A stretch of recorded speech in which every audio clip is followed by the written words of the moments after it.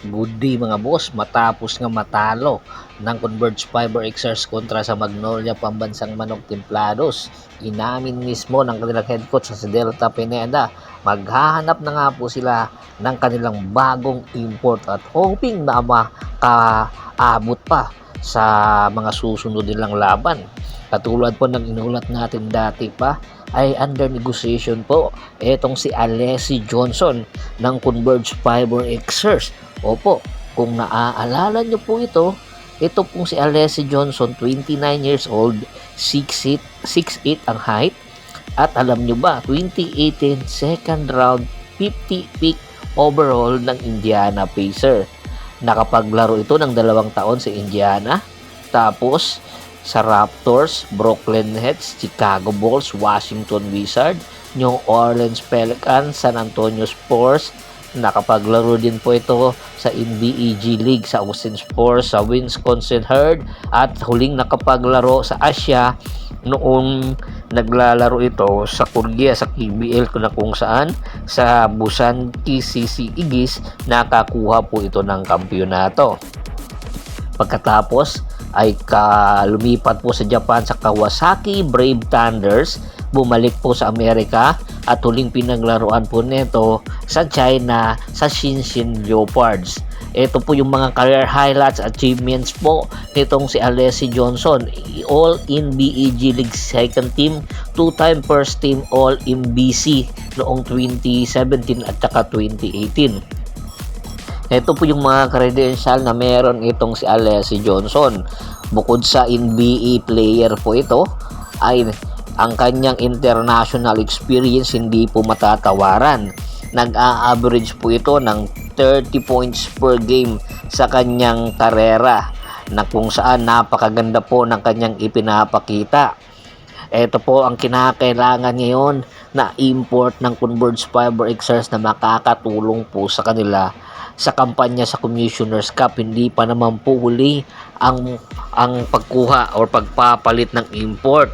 Kinakailangan talaga planuhin simula pa dapat nung nasa bakasyon, which is nung Holy Week. Dapat pinalitan na talaga ng Converge Fiber Xers at kinuha na nga po itong si Alessi Johnson.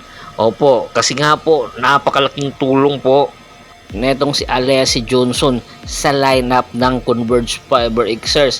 Ang tanging kulang po sa Converge Fiber Xers yung import na nagdudumi na sa ilalim, at syempre dapat yung umi-score, kaya dapat maghanap talaga sila.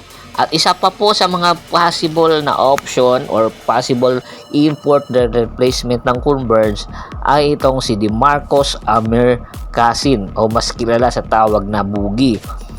Ang tagal pong naglalaro nito sa ilalim po ni Jacob Love, which is ito nga po yung team manager ng Converge Fiber Xers.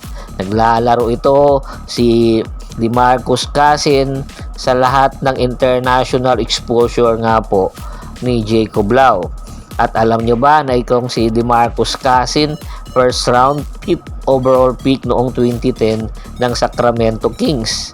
7 taon ito naglaro sa Sacramento, tapos na-trade sa New Orleans Pelicans. Naglaro din po sa Golden State Warriors, Houston Rockets, Clippers, Milwaukee Bucks, Denver Nuggets. At pagkatapos ng kanyang NBA stint ay naglaro po ito sa Europa sa Mitch de Nabo, na kung saan maganda rin po ang kanyang performance. Sa Asia, nakapaglaro sa Taiwan versus Leopards.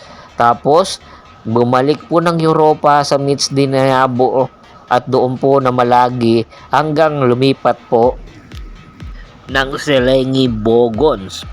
Itong si DeMarcus Casin, 4-time NBA All-Star, 2-time All-NBA second team, NBA All-Rookie team, nakapag-champion po sa T1 League, nakaging Finals MVP po sa T1 League, T1 League Most Popular Player of the Year.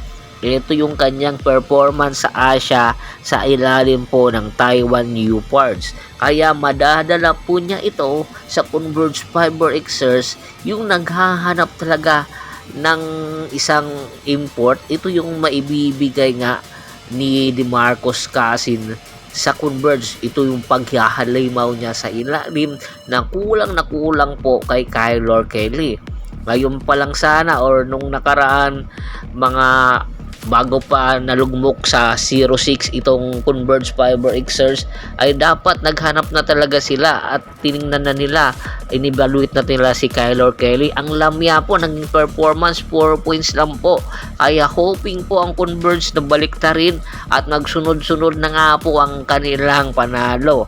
Katingin nyo ba sino ang karapat-dapat na magiging import nitong Converge? Si Alessi Johnson or itong si DeMarcus Cousins? Komento na po sa baba ng video rather at pag-usapan po natin yan. Once again, this is Percival Monteron at your service. Don't forget to subscribe my sports channel.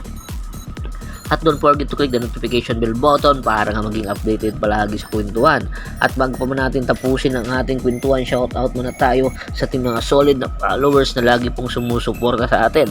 Kay Kagawad Kat sa Kinudukusin ng Hagonoy, Bulacan, Anthony Lucky Alon at sa Lucky Alon family, Joshua Ornopia, Ryan Rex Ramos, syempre kay Ricky Lanza ng Ricky Rider TV ng Tansa Cavite, Virgilio Siso, Jonathan Ayala, Junla Abarques. Marami pong salamat at pakibisita na rin po ng Facebook fanpage ko na Hapres PH3, Polgoso, Bostor para po sa mga karagdagan sports balita. Hanggang sa muling kwentuhan, maraming salamat po.